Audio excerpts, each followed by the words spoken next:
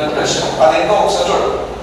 So సాధారణంగా మానవుడి యొక్క రక్తనాళాల్లో రక్తం ప్రవహించేటప్పుడు ఖచ్చితంగా కొంచెం ఒత్తిడి అనేది ఉంటుంది.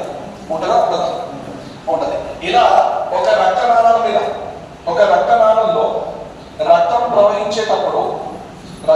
ప్రవహించేటప్పుడు ఆ రక్తం వల్ల రక్తనాళాల గోడల మీద కలిగే ఒత్తిడిని ఏమన్నా రక్తం వల్ల రక్తనాళాల గోడల మీద కలిగే ఒత్తిడే రక్తపీడనం. So the lateral pressure of the blood or the walls of the blood vessels is referred to as the blood pressure. The external force, the lateral pressure or the lateral force of the blood on the walls of the blood.